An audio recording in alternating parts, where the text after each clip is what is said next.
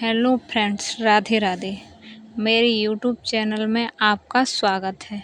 तो आज हम बात करते हैं राजस्थान पुलिस में सिलेक्शन कैसे सुनिश्चित करें। तो सबसे पहले हम बात करते हैं कि अगर आपने फॉर्म भर दिया है तो ठीक है, अगर आपने अभी तक फॉर्म नहीं भरा है तो आप अपना फॉर्म भर। लोगों का सवाल है कि मैम हमारे ज़िले से तो बहुत सारे फॉर्म भरे हैं, अब हम क्या करें।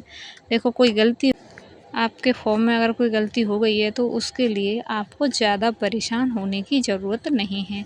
ये नहीं है कि हम अपनी पढ़ाई को छोड़कर यही सोचने में, इतनी यूट्यूब पे बहुत सारी वीडियो देखने में अपना टाइम निकाल रहे हैं, बर्बाद कर रहे हैं कि अब क्या करें, अभी तुम्हारा फॉर्म बोलता है। इसके लिए आपको चिंता करने की कोई ज़रूरत नहीं है। अब फॉर्म बंद होने के बाद करप्शन डेट आएगी 3 दिन। इसमें आपके फॉर्म में जो भी गलती हो वो आप ठीक करवा सकते हैं। आपको किन किन गलतियों से बचना है जिससे आपका एक स्थान सुनिश्चित हो सके। तो सबसे पहले हम बात करेंगे कि अगर आपने फॉर्म भर दिया है तो अब आपको फालतू में वीडियो में बार बार यह देखने की ज़रूरत नहीं है कि किस ज़िले से कितने फॉर्म है, हमारी कैटेगरी से कितने फॉर्म है, अब तक कितने भर गए। मतलब हम अपना टाइम इसी में बर्बाद कर रहे हैं सारा। अब हमने फॉर्म भर दिया है तो हमें अगर कोई गलती है तो उसे आगे हम सुधरवा लेंगे। भर दिया है तो हमें सीरियसली पढ़ाई में लग जाए। ऐसी गलती, अगर हमें राजस्थान पुलिस में अपना सिलेक्शन सुनिश्चित करना है तो हमें कौन कौन सी गलतियों से बचना है। तो हम समझ लेते हैं राजस्थान पुलिस के पैटर्न कैसा आता है। देखो, जो उस रास्ते पर जाकर उस मंजिल तक पहुंचा है उसे सब पता होता है कि कैसे जाना है, कौन सा शॉर्टकट है, सीधे जाओगे, कहाँ प्रॉब्लम आती है बच्चों को, ऐसी क्या गलती करते हैं कि जिसकी वजह से वो ज़्यादा पढ़ते हैं फिर भी उनका नंबर नहीं आता। कुछ लोग कम पढ़ते हैं और अच्छे से पढ़ाई करते हैं, उनका नंबर आ जाता है। कुछ लोगों का सवाल रहता है कि मैम हमने फॉर्म EWS से लगाया है, MBC से लगाया है या OBC से लगाया है, तो क्या हमारा सिलेक्शन उसी से होगा। तो इसकी प्रोसेस क्या रहती है, इसके बारे में मैं आपको बताती हूँ। सबसे पहले ये रिटन में जो मार्क आएंगे, हमारे नंबर आएंगे, उनमें मान लो जनरल की 70 जगह हैं हमारे ज़िले से, या जनरल की 50 जगह हैं हमारे ज़िले से जनरल की। तो सबसे पहले लिस्ट में से जो शुरू से एंड तक 50 लोग हैं उनको ले लिया जाएगा। इससे कोई मतलब नहीं है कौन OBC से है, कौन MBC से है, कौन EWS से, कौन जनरल से, उससे कोई मतलब नहीं है। जनरल में कोई भी जा सकता है।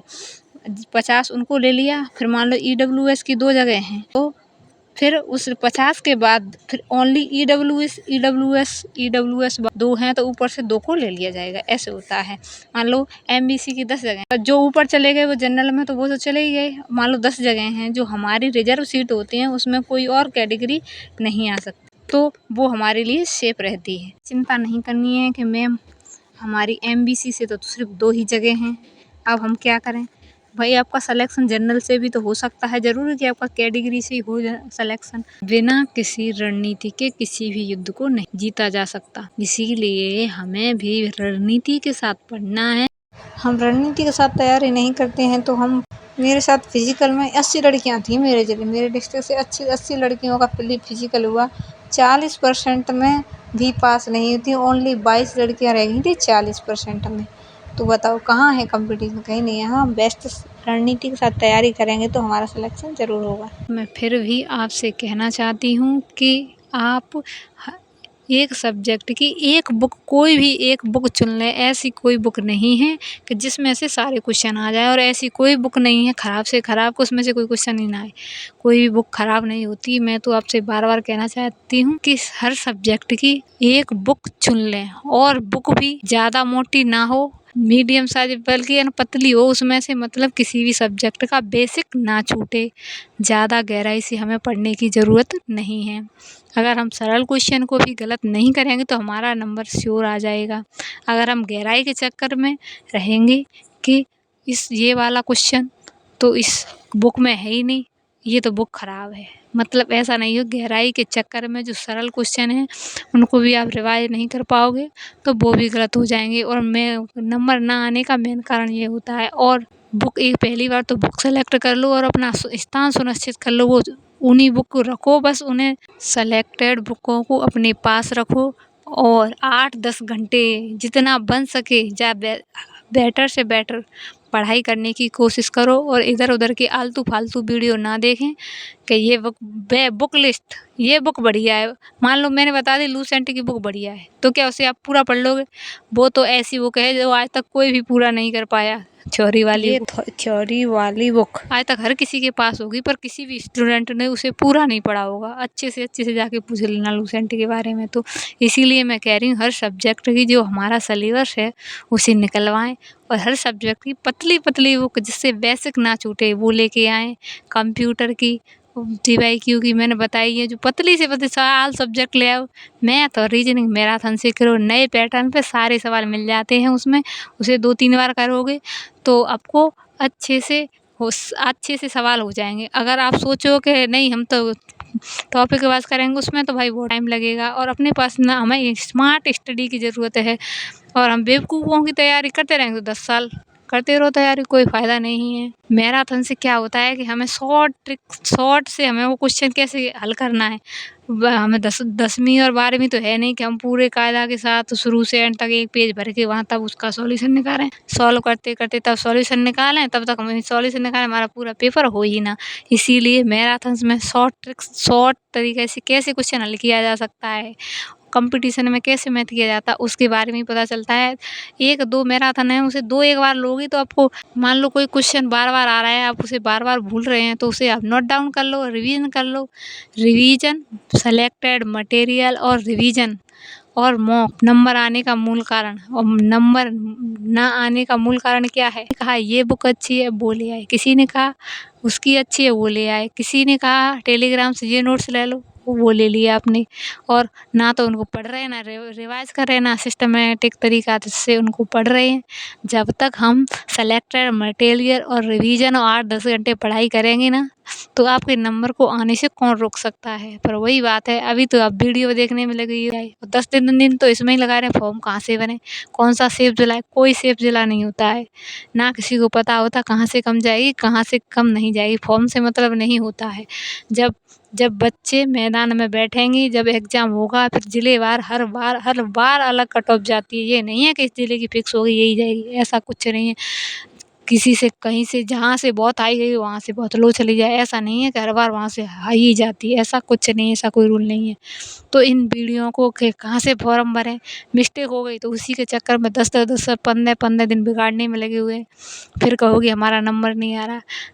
ये बात अपने दिमाग में बिठा लो कि टाइम बहुत बड़ी मुश्किल से मिलता है। अगर ये बढ़ती चलेगी इसे 2 से 3 साल बाद निकलेगी, तब तक कुछ तो एवरेज हो जाएँगे, कुछ का मन नहीं करेगा दोबारा से बार-बार वही सिलेबस पढ़ने का और फिर आपका वही रोना-धोना किताब, बुक उसके चक्कर में फिर गँवा दोगे। इसीलिए मैं आपसे निवेदन कर रही हूँ कि सेलेक्टेड मटेरियल रख के अपनी पढ़ाई तैयारी कर दो। फॉर्म भरना है जहाँ से भर दिया, होम डिस्ट्रिक्ट से कहीं भी भर दिया बस अच्छा है, बस ये देखो जहाँ से भर दिया वो अच्छा है उसे मत देखो। अगर कोई कमी है फॉर्म में तो करेक्शन डेट आएगी, सिंपली हम उसे ठीक करा लेंगे। बस हमें तो अब सिर्फ़ और सिर्फ़ पढ़ना है 8-10 घंटे। लाइब्रेरी जाओ, मैंने भी लाइब्रेरी में कहीं ना कोई किसी से कोर्स लिया, ना बुकों के चक्कर में पड़ी। एक बार मैंने सेलेक्ट कर ली बुक, उन्हीं से एग्ज़ाम तक बार-बार रिवाइज़ एक चीज़ को एक जगह से पढ़ोगे तो आपका नंबर श्योरली आ जाएगा और इधर-उधर पढ़ते रहे किताबों के चक्कर में किताब तो समझ लो अपना टाइम गोल्डन टाइम आप बर्बाद कर रहे हो। मैं अपना खुद का एक्सपीरियंस बता रही हूँ, रिवीजन जितना ज़रूरी है, रिवीजन से सरल क्वेश्चन गलत नहीं होता, हार्ड तो किसी से नहीं आता, चाहे दुनिया की किसी मोटी से मोटी बुक को पढ़ लो आप। इसीलिए मैं कह रही हूँ कि आप मेरी बात को सीरियसली लें और अगर आप सीरियसली तैयारी करना चाहते हैं तो बुक्स आप किसी भी सब्जेक्ट की कोई भी ले आओ, कोई भी बुक खराब नहीं होती। मैंने बताई है वो उनमें से ले आओ, बस इतना ध्यान रहे कि किसी भी सब्जेक्ट की ज़्यादा थ्योरी वाली बुक किसी की नहीं लेके आनी है। इस तरह से पढ़ना है कि बेसिक छूटे ना, ज़्यादा गहराई से हम पढ़े ना। कोई ज़रूरत नहीं है, करंट है ये है और सब्जेक्ट है जिन पे करो। अगर आपने 50% को मान लो 50% को 100% की तरह पढ़ा है तो आपका सिलेक्शन श्योर है पूरा। पिछली बार क्या हुआ था, मेरी और सब्जेक्ट सभी अच्छी थी पर उसमें पहले मैथ नहीं था, अगली सब्जेक्ट ओनली रीजनिंग दे रखी थी और फिर भी 10-12 क्वेश्चन मैथ के आए थे उसमें। मैंने तो 2 या 3 मेरे से जो बने 3 क्वेश्चन वो ही किए, मैंने नहीं हाथ लगाया ज़्यादा के चक्कर। जिसका सरल क्वेश्चन गलत नहीं होता उसका नंबर श्योर है। में नंबर ना आने का मूल कारण है कि सरल क्वेश्चन को गलत कैसे होता है कि हम जब उसका हम बार-बार रिवीजन नहीं करेंगे तो वो हमसे गलत होगा। और अगर हम मॉक नहीं देंगे और रिवीजन नहीं करेंगे तो सरल क्वेश्चन गलत होगा। सरल क्वेश्चन गलत होगा तो फिर हम और भर्ती से दूर होते जाएंगे। जहाँ तक मैं समझती हूँ कि एक जगह से एक सब्जेक्ट के लिए एक विषय को नहीं चुना है तो आपको प्रॉब्लम आती है, या फिर आपने सिस्टमेटिक तरीके से चीज़ों को नहीं पढ़ा है। हर सब्जेक्ट को कितना टाइम हर सब्जेक्ट को टाइम नहीं दिया है और हम सही टाइम कम से 8-8 10-10 घंटे तैयारी नहीं करेंगे तो हमारा नंबर कैसे आ सकता है। सब्जेक्ट अपने पहले तो अपने सिलेबस सबसे ज़्यादा रोल रहता है सिलेबस का।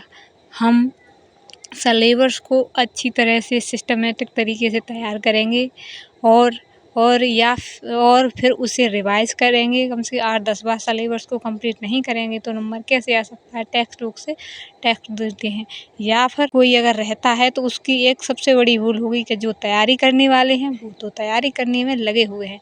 उन्होंने फॉर्म भर दिया और उन्हें अब कोई मतलब नहीं, उन्हें तो बस सिर्फ एग्ज़ाम दिख रहा है और उसकी तैयारी को अच्छे से करने लगे हुए हैं।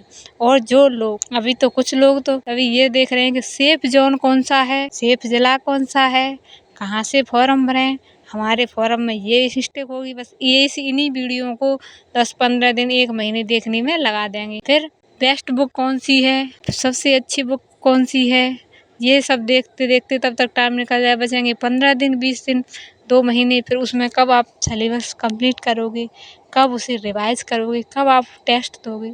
हम क्या करते हैं कि हम यूट्यूब चैनल से देख के, टेलीग्राम से देख के किताबों का जमावड़ा लगा लेते हैं।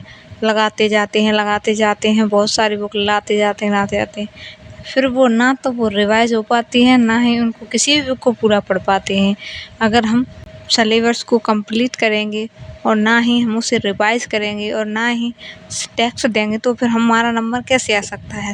और जो वीडियो मैंने देखने यहाँ से क्या पढ़ना, कहाँ कौन सा मटेरियल सेलेक्ट करना है, ये मैंने पहले डिसाइड कर लिया। फिर मैं एक बार पढ़ना शुरू किया तो फिर उसके बाद बीच में मैंने कभी किसी से नहीं देखा, किसी बुक के बारे में, किसी सब्जेक्ट के बारे में नहीं देखा।